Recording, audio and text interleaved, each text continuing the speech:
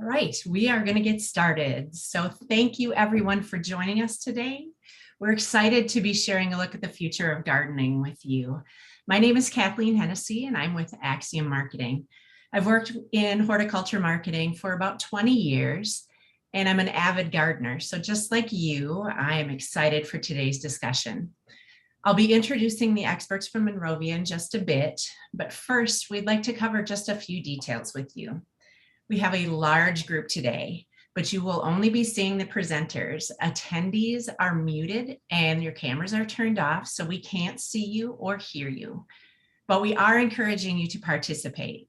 We want you to ask questions, and you can do that by typing your question into the Q&A box in your Zoom control panel. Typically, it's at the bottom of your screen. And we will be monitoring those questions, and we will have time at the end to answer a few of those. My guess is that we won't get to everybody's questions, but please ask away. We will gather the questions and answer them in an upcoming recorded after garden party event. And you'll receive more information on how to access that session after today's webinar. If you miss anything during our discussion today, or you just want to share it with a friend, this webinar, as well as that future Q&A session, will be available on demand on monrovia.com. We have some wonderful information to share with you guys today, so we're just going to jump right in. First, I'd like to introduce Katie Tamony.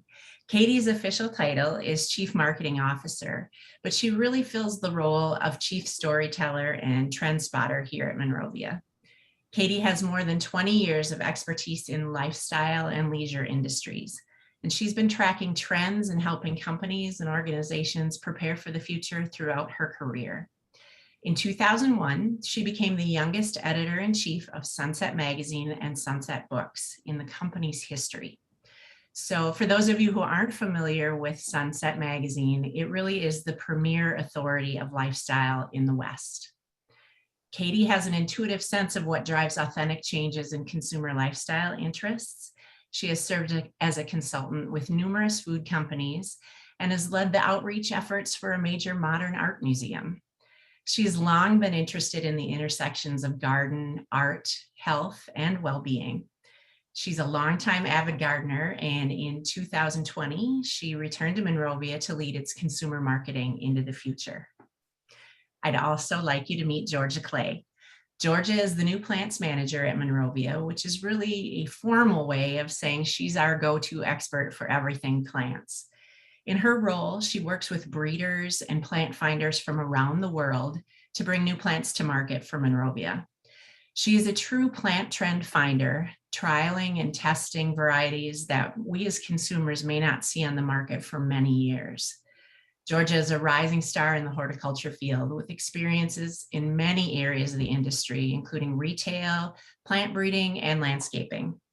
She has a wonderful grasp on what we as homeowners need in our gardens and an energetic style of sharing tips and tricks for how to create beautiful outdoor spaces.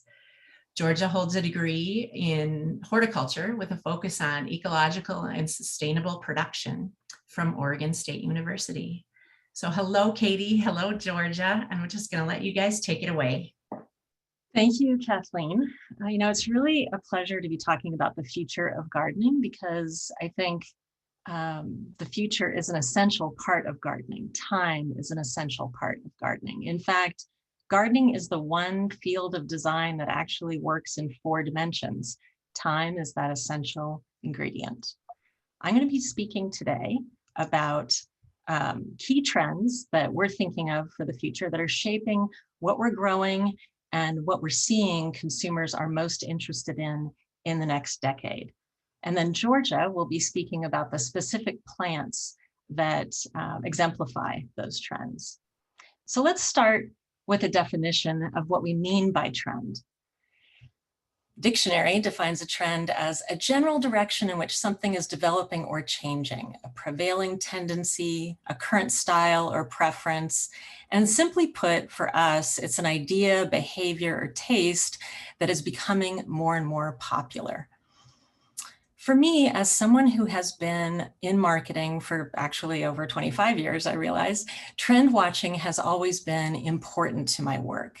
And as someone who used to edit a lifestyle magazine, I am particularly interested in the intersections between lifestyle interests, between garden and food, between travel and home.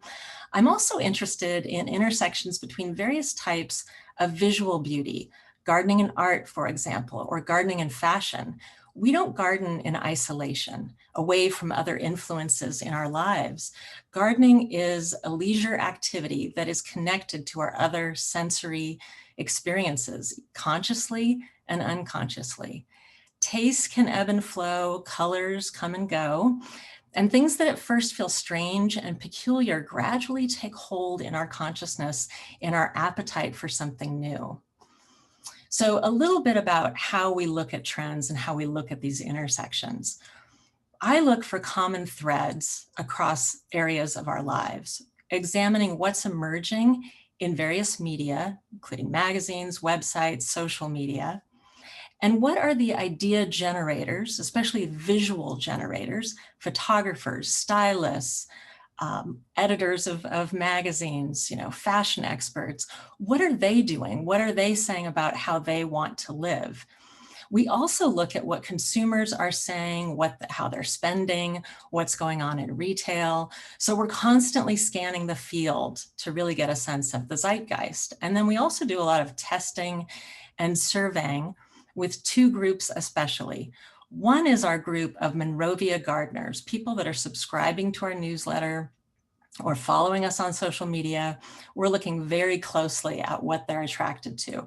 And then we also do a deep dive survey into the general gardening market at least twice a year. And we use all this information on an ongoing basis really to ask, why this, why now, and how will it develop? One of the things that we recently did as a part of this trend scanning was a deep dive study into the general gardening market. So these are homeowners across the country. And we presented them with a battery of statements. How much do you agree or disagree with this idea? And I think one thing that is really emerging, and you can see it in this graph of answers, is the connection between gardening and mental health. It was the strongest statement of 40 that we asked that people agreed with. Gardening is good for my mental health and well-being. And then you can even see other statements similarly. Gardening helps me feel hopeful and positive.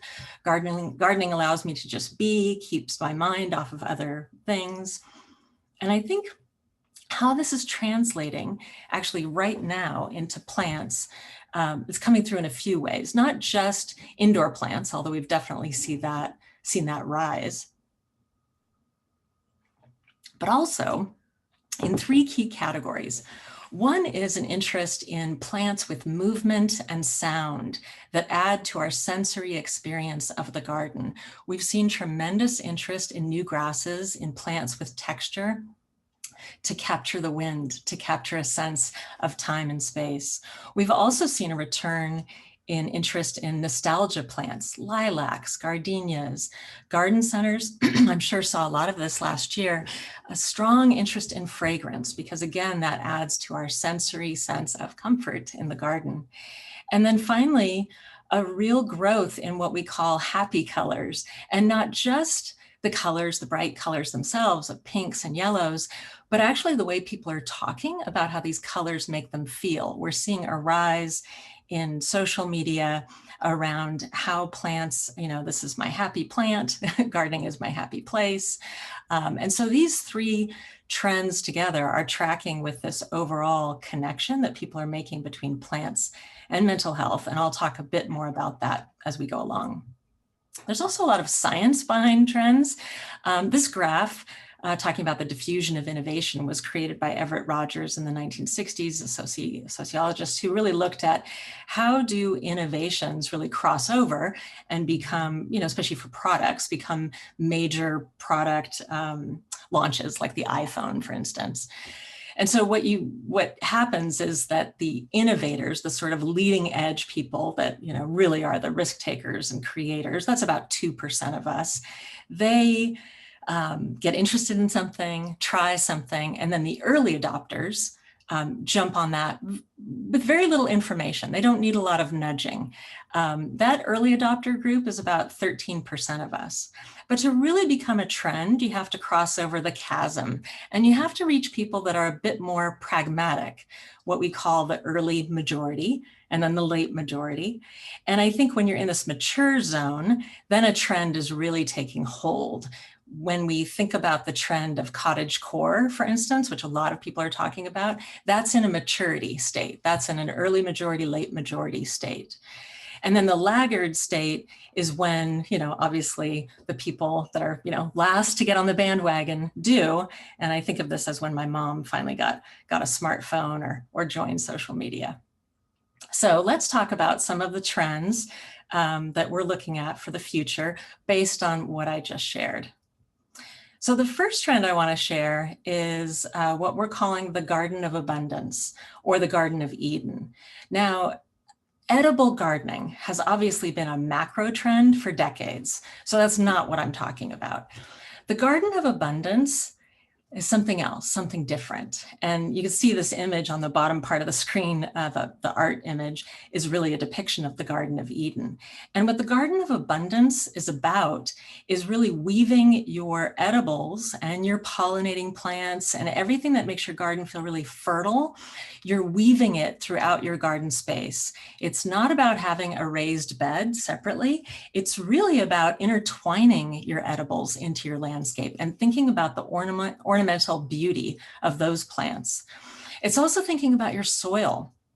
And, I think the interesting rise here is in mushrooms. Now people are talking about mushroom coffee and the way that, mushrooms are teaching us how plants talk to each other. Well, mushrooms and fungus play a critical role in our soil health. And I think that we're seeing people get really interested in that and thinking about their garden from below the surface to above as this abundant world they want to create.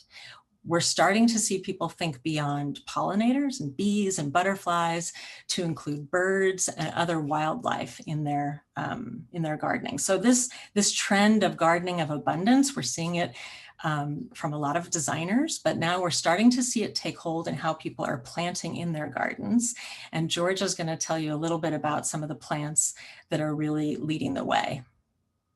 Thank you, Katie. Yeah, so first up, we are talking about the figs. And figs are a tree that traditionally symbolizes abundance. So it's no surprise that they are sort of having a moment right now in the spotlight. There are so many varieties of figs to choose from, but one of my absolute favorites is the Chicago Hardy right here on the left. This is a super versatile fig because of its cold hardiness. So typical figs are about a zone 8 and higher, but Chicago Hardy is hardy all the way down to zone 6. And that extends even to a zone 5 with a little bit of protection, a little bit of extra effort on your part, but definitely a zone 6, which opens it up to a whole new group of gardeners, which is always really nice to have in a plant. It gives you late summer fruit abundantly, and when you open them up, it has this really nice, beautiful pink flesh inside. So really beautiful, and it's a great size at 10 to 15 feet tall and about 12 feet wide. Next, abundance is all about utilizing space to the max. And in my mind, no plants do that better than the vines. That's why I really love this Sweet and Solo kiwi vine for a really abundant garden, something that's going to help you weave edibles into the landscape. As Katie mentioned, this Sweet and Solo vine is it. So it is an awesome, vigorous climbing vine that's self-fertile. And what that means is that you can plant this one kiwi vine and you'll get fruit. You don't need to plant 2, so no need for a pollinator. You get that beautiful, medium-sized, abundant yield of kiwi, perfect for a trellis, an archway, a pergola, really anywhere that it can climb. It's going to be awesome in that abundant style garden. And then lastly, abundance, as Katie mentioned, is not just about edibles, but it's also about bringing wildlife to our garden and feeling that abundance of life around us. And echinacea do a really great job of welcoming pollinators to our gardens and giving us that sense of life. While there are a million different echinacea varieties to choose from on the market, I really love this evolution colorific coneflower for many reasons. The first being that it's a compact plant, so it's only ever going to get 18 inches tall. So it's really easy to tuck around and put around your garden, no matter the size. I also really love that it's loaded with flowers and the stems are really nice and sturdy. So they're not going to fall over in the garden. You don't need to stake them or have any extra input to make them look really nice late spring all the way through fall. I also really love the flowers. I think they're super unique. So when they're first opening, you get hints of yellow. And then as the flowers begin to mature and move, they go through a spectrum of pinks and salmons, all the while they have this beautiful bright green cone, which just adds to the dimension of color that this plant will give you. Echinaceas are great pollen and nectar sources when in flower, but they also make great winter nesting habitat. A lot of our native bees are solitary, and they use the hollow stems of spent blooms throughout the fall and winter as nesting habitat. So even when your garden is not in flower, you can have that abundance of wildlife, maybe in some unexpected ways. Thank you, Georgia. I think that's also a reminder that the Garden of Eden is meant to be a little bit wild and refined. And that's another part of that trend. So then we come to a very different trend. This has been brewing for a while, but I want to talk about how it's evolving. So we call this trend dark meets light and bright. And you probably noticed several years back, risk takers, thinking back to that innovation graph that I showed, risk takers among us started painting their houses black and charcoal. And part of that trend was really about creating contrast for the eye. And anybody that has dark mode on their phone knows that when you have a black background, it really elevates the color in front of it. So that's the trend here, is dark foliage, often with a bright, bright bloom. And it's only becoming more popular, and it will be continuing. I think right now we don't have a peony with dark, dark foliage, but I'm imagining that we will. The garden up here on the upper left actually is a landscape that was commissioned by the fashion designer Balenciaga, who was looking for something. He wanted something that looked like a lunar landscape, reminded him of the moon. And so the designer Judy Camion created this really amazing black gravel, black container, beautiful silvery succulent garden. So the other trend here is with black materials, using a lot of silvers and light colored blooms. And I think as this trend evolves, as often happens with opposites attracting, the flip side is going to happen, where you're going to see a lot of white and a return to white buildings, but at the same time, a desire to play off that white surface with dark green and lots of dark foliage, again, for contrast. And where we see that contrast in our plants, Georgia, take it away. Yeah, so a big part of providing that contrast is through the foliage color and how that plays with bloom color and make things more vibrant. So we have many dark foliage varieties of plants coming to market. And these are a couple of varieties that I'm particularly excited about. So the first up is Summer Lasting Coconut, which is a crepe myrtle. The Summer Lasting is a brand new series of crepe myrtle that Monrovia has introduced last year. And coconut is one of my absolute favorites. It was bred for this deep, dark, nearly black foliage that holds up super well throughout the year. It's a perfect backdrop for these really crisp white flowers. White flowers can sometimes get lost with green foliage, but when paired with this dark black foliage, they really pop and they become super dramatic and super cool in the landscape. Summer Lasting series as a whole was bred for early flowers and lots of them. So, a few weeks before your other Lagostromia, crepe myrtles are blooming in the landscape, your summer lastings are going to be blooming weeks before that. So that's always a plus. It just extends your bloom cycle, your bloom season for further into the planting season. They also have a nice compact bushy habit. So they're going to max out at about 3 feet tall or so, which makes them really accessible to all sorts of different gardens. You don't need a large space to be able to enjoy this shrub. They also have great disease resistance to things like Cercospora and powdery mildew as well. Moving on to Siren Song Dark Night Heuchera. Heuchera is an awesome plant for adding a bit of dramatic foliage and some color to the shady spots that are harder to get those colors in there. Dark Night has this beautiful, glossy, deep, dark, nearly black foliage. And again, it's going to hold that color really super well. I have this one in my personal garden, and admittingly, it's maybe in a little bit too much sun, but it is thriving, and the color really hasn't faded. And we've been pretty hot here. I'm in the Pacific Northwest, and we've had record heat, and it's just soaring by with no issues. Great dark foliage.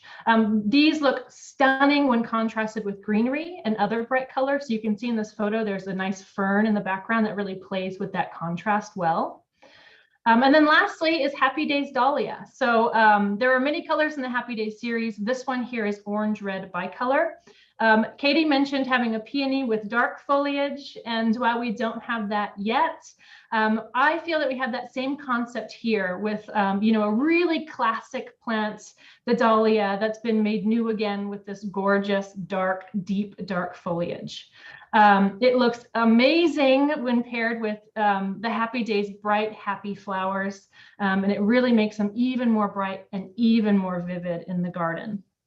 And these are also, the Happy Days series as a whole is more compact, so only going to be maybe slightly bigger than a foot wide and a foot tall, so really nice to tuck into small spaces, great for containers.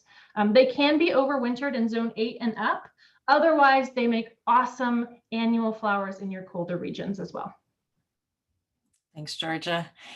The next trend I want to talk about also kind of started in fashion and home and has kind of crossed over into garden. And that is what we're calling dressed up bohemian. You can think about the rise of retail businesses like West Elm, who I think have kind of perfected this idea of the, elegant bohemian, mixing a lot of different trends, making it okay to mix textures and color and different surfaces.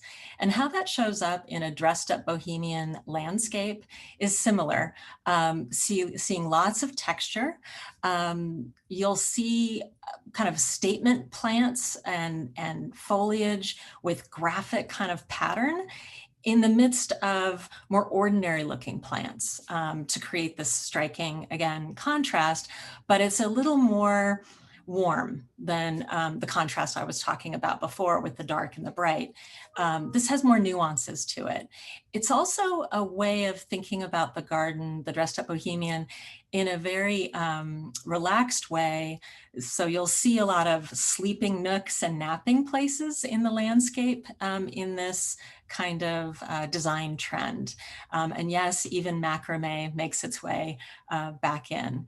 In terms of plants, again, texture, and I think, Georgia will go into detail about this, but one of the things that we're seeing is a resurgence of interest in the Japanese maple among younger gardeners. And I think that's part of this dressed up bohemian trend.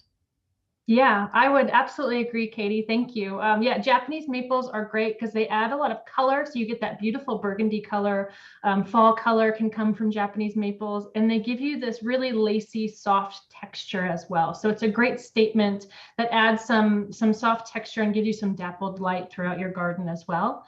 I also really like that the branch structure of the Japanese maple with some pruning can add a really cool sculptural element to the garden as well. I particularly like this Velvet Viking Japanese maple because it is reliably hardy all the way down to zone 4. So this plant has successfully overwintered in Minnesota.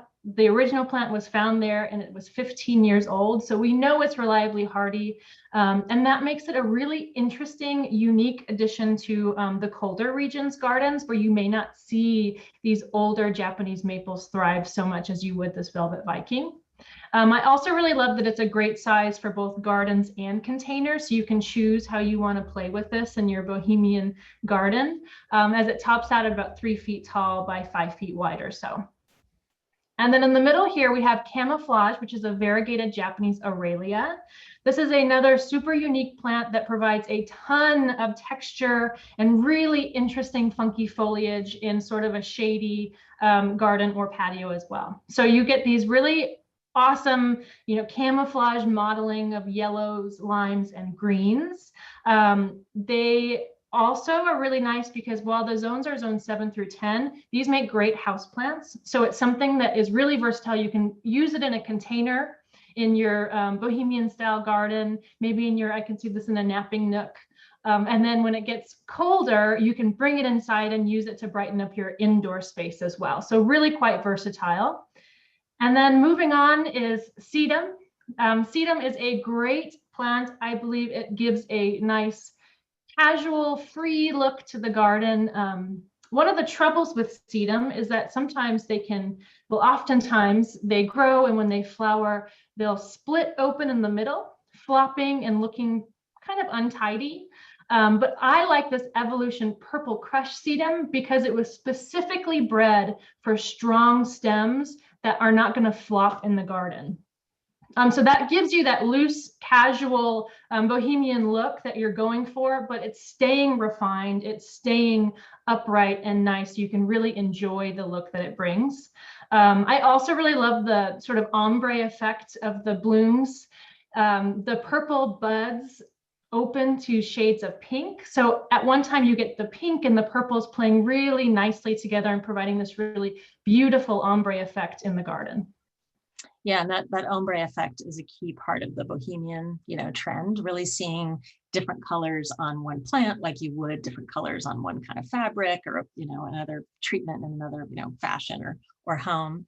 We have 3 more trends to discuss with you. And the next one I'm going to highlight is one that we're calling architectural simplicity. And this trend is really influenced by travel and the fact that bringing in kind of a nod to, classic Greek, Roman, European styles helps give a space a sense of history and timelessness, a sense even in new space that it might have always been here. It's also a beautiful and very effective way to use fewer plants. You're using fewer types of plants. So maybe you have 3 or 4 choices in your garden, and then you're just repeating them, in volume. So you're getting, 30 boxwoods and lining, the border of your garden with those, or you're deciding to devote a whole wall of jasmine instead to jasmine instead of trying to layer a lot of color. Speaking of color, it tends to be largely green, maybe a little white, although you can see in an example I have below where somebody's taken the idea of architectural simplicity and repetition, and they're using a little bit of color to play with that idea. But these gardens, they have a kind of formal, or I'd say like buttoned up quality to them, but they also have the ability to add, roses, or as you see in the jasmine, the crisscross here, there's a bloom peeking out of this very architectural look, which I think is very effective. So the key ingredient here is really fewer varieties and repetition, repetition, repetition. This design trend is one that you can really see at a lot of new hotels, restaurants. The new Daylily headquarters or in Silicon Valley is really following this idea to immediately convey, as I said, a sense of history. And you'll see the use of a lot of topiaries in gardens that use architectural simplicity. And that might include the Japanese holly that you see there. But Georgia, I'd love to hear about the Jade Waves cypress, because I think that's such an interesting new tweak on this idea. Right, yeah. So the Jade Waves is really interesting. So, you know, when you're talking about these grand hotels and estates that we're gaining a lot of inspiration from for this trend, it can be kind of intimidating to think of how you can scale that down to fit our smaller, more modern gardens.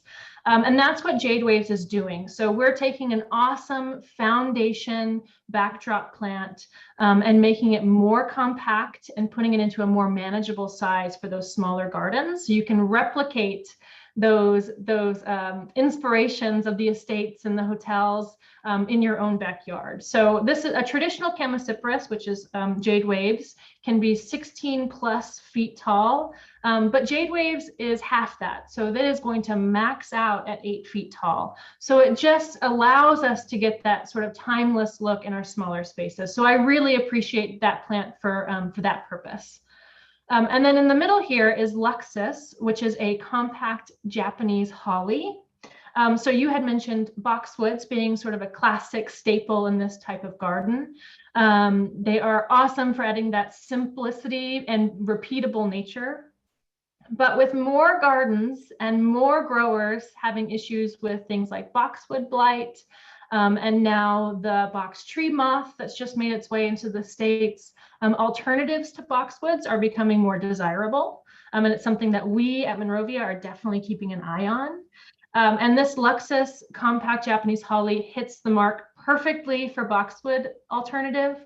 It was selected for that super glossy, deep, dark green, flat, boxwood-like foliage. That's really easy to maintain shape, so you can make nice balls or topiaries like you would your regular boxwood, but it's going to hold that color all year long, and it's a great disease-resistant alternative. So great for repeating throughout the garden. Max size is going to be 2 to 3 feet tall and wide, and this is a male selection, so there's going to be no berries on this holly. And then lastly is the Evercolor Everest Carex or sedge grass. The strappiness of this grass really gets at the architectural simplicity just beautifully. You can repeat this through a pathway or in rows, and you could just imagine it would look absolutely stunning, especially with that green backdrop. You get a bit of interest with the variegated green and white foliage, but you're still keeping it, that's a very classic color palette and a very repeatable pattern. Let's talk about upscale relaxation. And again, this is a trend that uses a lot of green, although not only green. You know, I spoke at the beginning about the connection between plants and mental health and well-being, and the fact that 28% of people in our survey were saying that they're spending more time at home and they're caring more about their outdoor space. And this trend really also ties to that idea, which is that our outdoor spaces are becoming more important to us, and we're investing more in those outdoor spaces. And I mean investment literally, because I'm also seeing that retailers like Restoration Hardware, you can see that here, and other, you know, creators of, you know, beautiful one-of-a-kind fire pits, that the price points are quite, you know, they're really high up there, and people are starting to think about investing in furnishing their outdoor spaces to the same level that they might have been willing to spend on their indoor spaces in the past. This is also coming through in terms of plant choice, even for indoor plants. People are drawn to larger statement plants, and really thinking of those statement plants indoors as you know, as important as choosing a lamp or a chair, for instance, something that you're expecting to have for a long time. I think other components of this upscale relaxation idea are choosing plants that can kind of cover, the walls of your backyard and make you feel like you're in a cozy jungle. That's also part of the trend, making you feel like you're always on vacation, making you feel like your backyard is a destination, and how that is crossing over into the plants that we are looking to grow includes our indoor plants that we're definitely expanding that line, but it's not just about indoor plants. Yeah, so as Katie, you mentioned, we'll talk about indoor plants first. So people are looking for larger indoor statement plants. And one relatively new line that I'm excited about is Monrovia is starting to grow larger house plants like this Taneki rubber plant that you see here on the left, in larger containers in larger sizes, so you get sort of your instant statement piece without needing to wait for your smaller plants to grow. Or if I'm being honest, most of us don't have the proper environment in our homes to facilitate growth that large in the first place. So it's nice to be able to offer sort of an instant statement plant and larger plants you can put in a corner or somewhere that needs a little bit of elevation inside of your home. So Taneki has this beautiful variegation, which makes it quite striking. It's hard to tell in this photo, but it has this really fantastic pink midrib that really plays well with that variegation. So we'll be having, plants like Taneki, also a lot of other rubber plant variations and ficus species available in larger sizes for that instant gratification inside. But the other way that you mentioned this trend popping up was in prioritizing your outdoor spaces and decorating those an extension of their living space. So Goldfinger does that beautifully. This is a fantastic plant for adding texture and movements to the garden, courtyard, the shady patio. This would look stunning in a container. Has this really beautiful large foliage that's held on these golden stems, super bright, lovely stems, perfect for an area that needs a little something special. This is also a Taiwaniana species, which is pretty cool. It's one of the hardiest of the Schefflera. So regular Scheffleras are a zone 8, but this Goldfinger is a zone 7. So we are extending the growing season to a whole nother group of gardeners. But if you're not in that zone, they also overwinter really well indoors. They're a great houseplant if you have the space. And then if you're looking for something a little bit more tropical with a little bit more flair, color, Jazzy Jewel Tropical Hibiscus is a fantastic series of tropical hibiscus we introduced last year. There are 4 colors in the series, each with these gorgeous, large, gem-like flowers. The plants are just loaded with buds and blooms. They are absolutely stunning.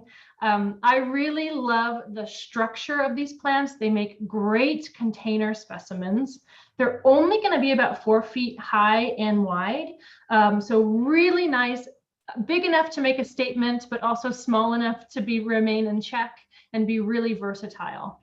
These are zone 10, but also a good one to try overwintering indoors if you are interested in trying that inside. And finally, the last trend we want to talk about is actually one that has many smaller sub-trends within it, but that is climate appropriate gardening.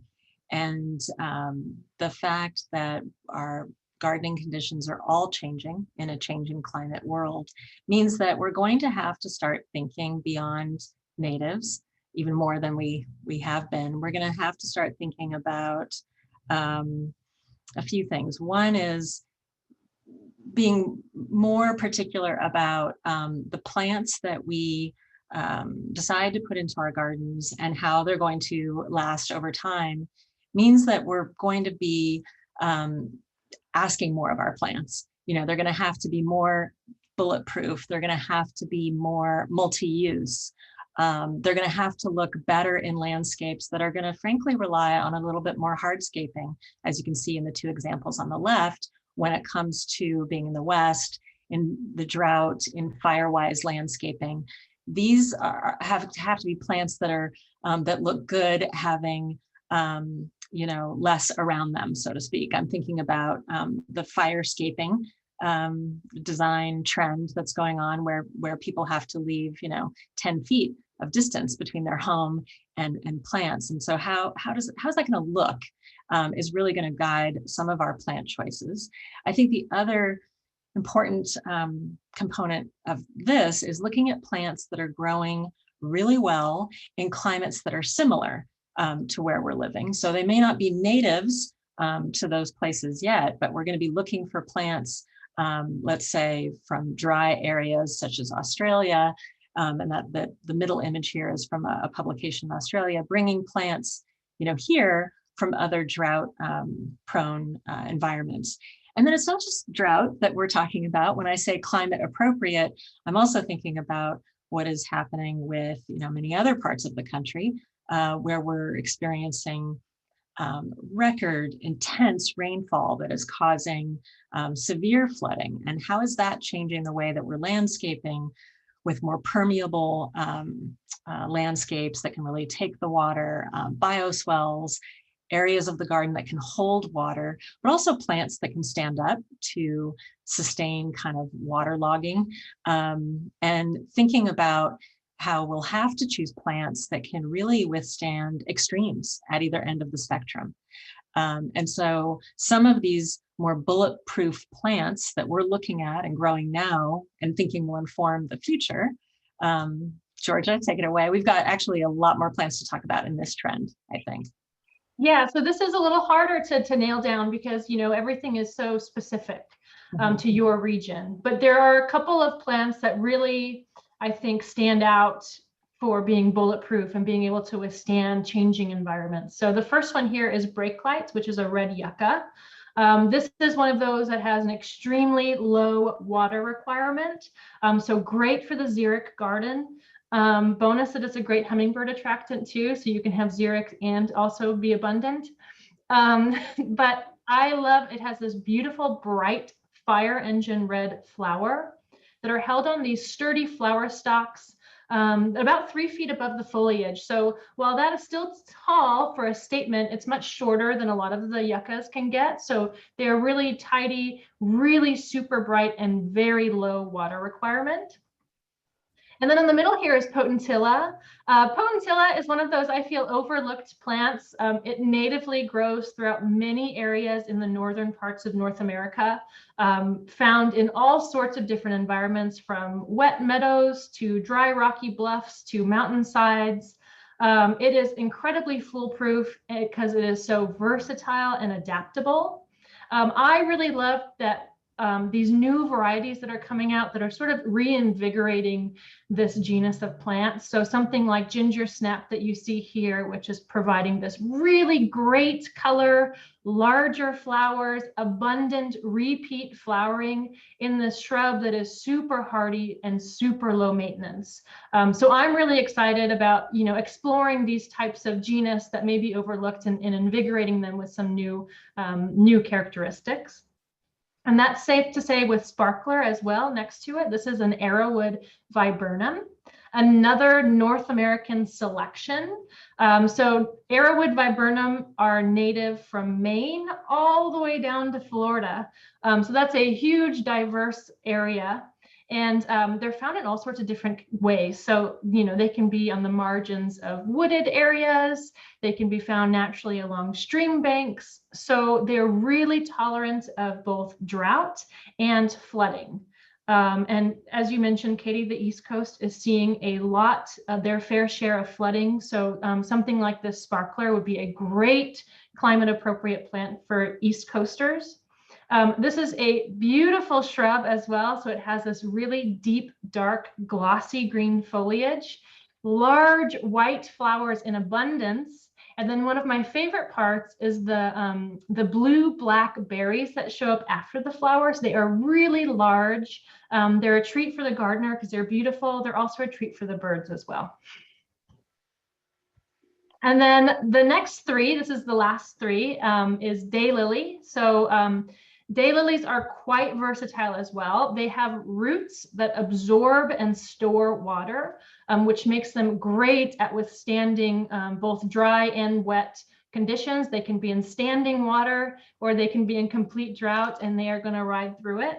They're also great for erosion control as well. So building soil health and maintaining that is a huge part of this as well. The Sky series is a Monrovia exclusive Daylily series we introduced a few years back.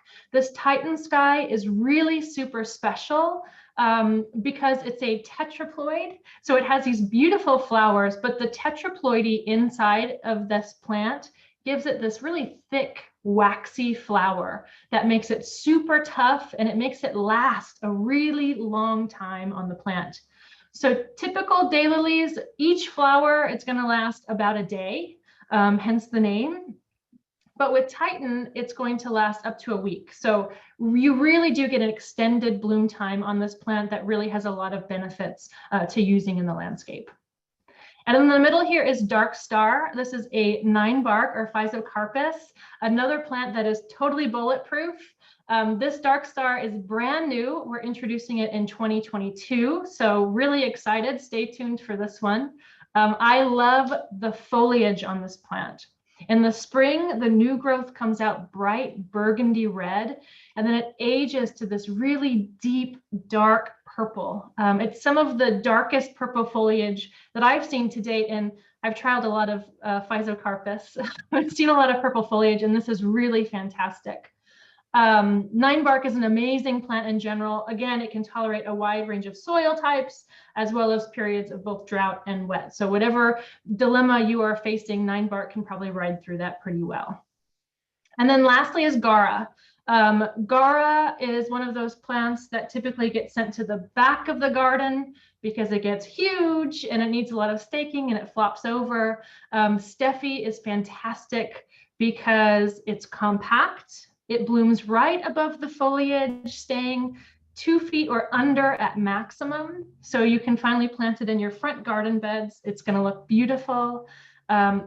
Gara in general are really nice because they have this nice long taproot, and that helps it uptake water and nutrients from the soil, even in droughty conditions, even in nutrient poor soils.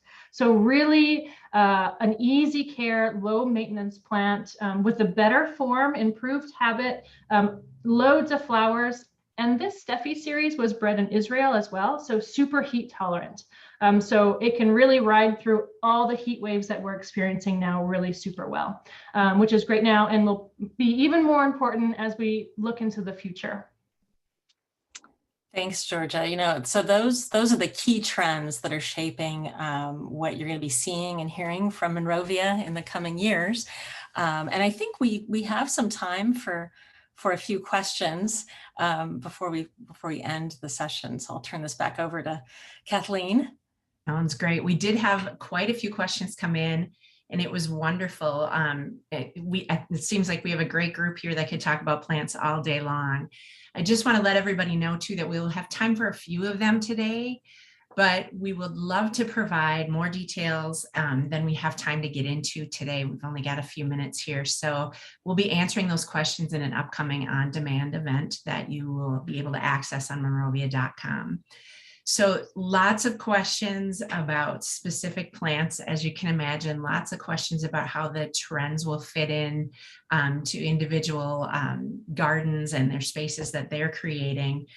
Lots of questions, of course, on pollinators and attracting that abundance of wildlife into the yard. And so some of these questions, we're kind of combining what people are asking, just making sure that everybody knows that too.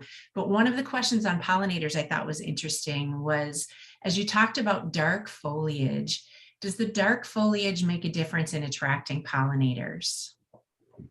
You know, not that we've seen. I don't have any studies to reference, but just from anecdotally, I haven't seen any difference. You know, pollinators are generally attracted to the flowers themselves. They don't see a lot of different colors. And so it's really all about the flowers for the pollinators. And I don't think that the foliage has anything either or pro or con to help or hurt the pollinators. Excellent, thank you. We did have a lot of questions specifics to regions of the country and different zones. And, you know, today we tried to make a broad suggestion on plants so we could reach everybody, but we will be creating, and there's a ton of information that is available on monrovia.com about specific regions as well. One of the other questions that came up today in different ways was, how can I incorporate these trends into smaller space gardens like my backyard, or into just an area that I'm hoping to create my own little oasis with? Yeah, I think, we showed in some of our images some pretty grand ideas, and that's definitely aspirational and inspirational for us. But you can incorporate some of these trends in your next plant choice, pretty easily. Like, I think about the dark meeting bright or light, just choosing one plant to put in a container at your front door, and this next year choosing something with darker foliage and seeing how you like it is definitely one way. Getting that dressed up bohemian look in a smaller space. I mentioned the Japanese maple being a really hot item as part of this trend, and I think that you can have that too in a container. You can also just add a Japanese maple to your landscape, pretty easily, and get that feeling going of that more kind of casual, looser, more textural element. Georgia, what would you add to that in terms of easy ways to get into some of these trends? Yeah, I think what you mentioned is totally right, Katie. Just choosing, as somebody who I purchased a home just a few years ago, and so I'm actively trying to build my garden as well, using a lot of these things that you come up with, Katie, inspiration. And so for me, it's the utilizing those tips and finding plants that are going to fit. And a lot of our work now is taking these plants and shrinking them down to a scale that might fit in my home garden. So finding plants like that at your garden center, looking them up on monrovia.com if you can't find them, and bringing those in is a really fun way to experiment with different plants. Yeah, I remember the first time, I also was thinking back to the Garden of Abundance trend. And the first time I decided to plant an edible, like literally in the ground and not in a raised bed, felt very risky to me. And I didn't do my whole garden that way all at once, but I really went kind of little by little. I added a Meyer lemon tree, and then I added our angel red pomegranate, around some raised beds. And then I ended up getting rid of the raised bed and getting more comfortable planting everything in the soil, and really getting interested in, as I said, soil health. And once you go down that track, it's endlessly interesting. And, I'm so aware now of how much you can, and you should constantly be thinking about your soil and amending it and adding to it. And so, whatever size garden you have, thinking about your soil first, it's definitely something that we do at Monrovia, thinking about our soil mixes for each plant, and making sure that they get off to the best start. I think there's no better way to improve your garden immediately than to think about your soil. Excellent. Let's sneak in one really quick one, and then I think we have time for one more. So Georgia, people are loving the 9-bark that you talked about, and we know it's coming out in 2022. So a question on how big does that get? Yeah, so that's going to top out about 5 feet. Excellent. Yeah, 4 to 5 feet. So a really nice size, not too big, not too small. It's great size. Perfect. And that was Dark Star, correct? Yes. Excellent. So one last question for both of you as we wrap up. Tell me which of these trends you guys are most excited about. I am a lover of this Garden of Abundance idea, I must say. I just shared with you how I kind of started feeling I was going in that way before we actually realized it's a trend. I think that it's a way of thinking about your garden as not just being yours, but a part of this more beautiful world that we're all, trying to create. And I think more than ever, that connection that we're making through our gardens into, beauty, beyond just something visual, but what else beauty means to us. I find that the Garden of Abundance idea is really appealing to me because it has a lot of soul in it, I would say. Yeah, I would have to say, you know, climate appropriate is something that is really interesting to me. I think there's a lot of really exciting pathways you could take with that. I really, you know, I live in the Pacific Northwest, which is definitely changing. We're getting less rain. We're seeing hotter and hotter summers. Drought is becoming an issue. And I see a lot of native trees and plants here that are really having a hard time with the changing climate, which is sad. It also opens up sort of an interesting opportunity for gardeners to be able to adapt. And so for me, that's a big priority, is taking note of what's working in our climate and what's, you know, maybe starting to work that didn't, and that needs to be rethought about. So I think it's kind of a creative challenge, which I really like. I also really like to not supplement water to my plants, because at heart am a lazy gardener. So I think if you have climate appropriate plants, you kind of get some wiggle room with that. True. Excellent. So those are all the questions that we have time for today. But we are going to be looking at all of the questions and the great comments that everybody added, and addressing them in a future recorded question and answer session. This webinar will be available on demand on Monrovia's website, monrovia.com. And we're always developing ways and different ways of talking with you guys about the beauty of gardening. So stay tuned for more opportunities for that. Thank you so much for joining us. Katie and Georgia, lots of comments coming in about what great information you shared, and lots of thank yous. So thank you very much. Thank you. It was great. Thank you. Thank you.